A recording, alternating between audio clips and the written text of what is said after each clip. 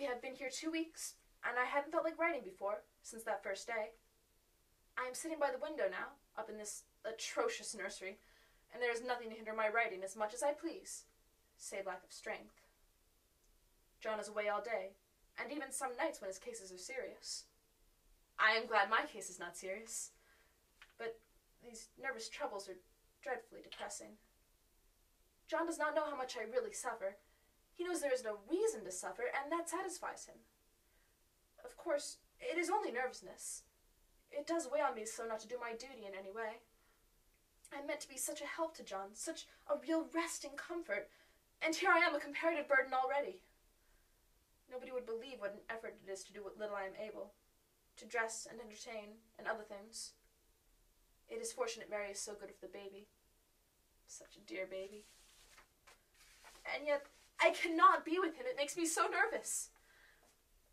I suppose John never was nervous in his life. He laughs at me so about this wallpaper. At first he meant to repaper the room, but afterwards he said that I was letting it get the better of me, and that nothing was worse for a nervous patient than to give way to such fancies.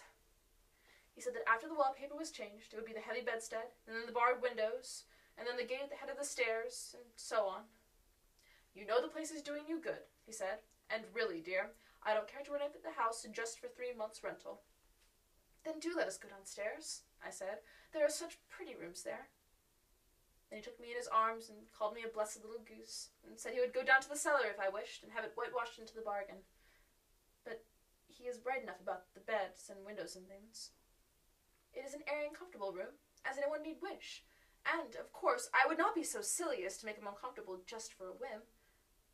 I'm really getting quite fond of the big room, all but that horrid paper. Out of one window I can see the garden, those mysterious deep-shaded arbors, the riotous old-fashioned flowers, and bushes and gnarly trees.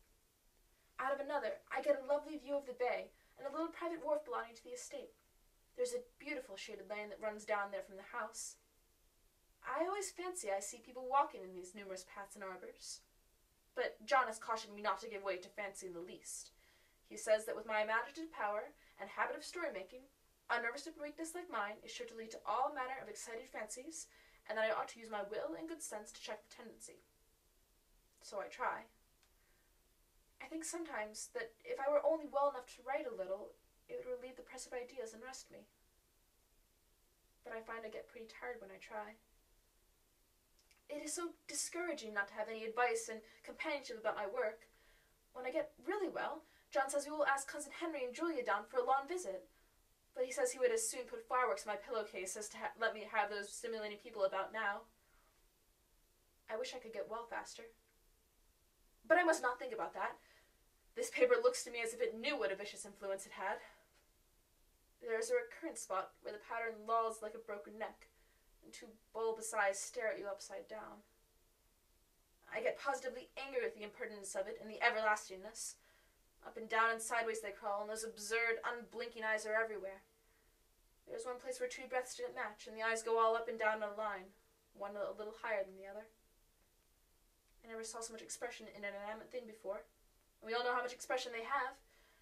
I used to lie awake as a child, and get more entertainment and terror out of blank walls and plain furniture than most children could find in a toy store.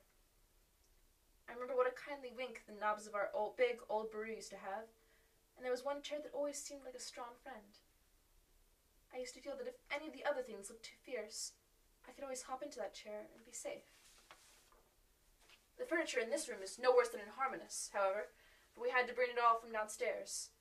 I suppose when this was used as a playroom, they had to take all the nursery things out. And no wonder. I never saw such ravages as the children have made here. The wallpaper, as I said before, is torn off in spots, and it sticketh closer than a brother. They must have had perseverance as well as hatred.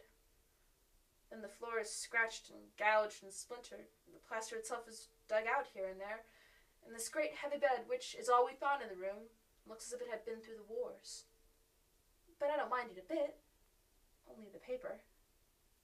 There comes John's sister, such a dear girl as she is, and so careful of me. I must not let her find me writing. She is a perfect and enthusiastic housekeeper, and hopes for no better profession. I verily believe she thinks it is the writing which made me sick. But I can write when she is out, and see her a long way off from these windows. There's one that commands the road, a lovely shaded winding road, and one that looks just off and onto the country. A lovely country, too, full of great elms and velvet meadows.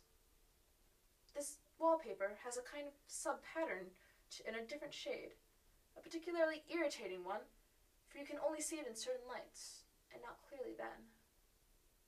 But in the places where it isn't faded and where the sun is just so, I can see a strange, provoking, formless sort of figure that seems to skulk about behind that silly and conspicuous front design. There's Sister on the stairs.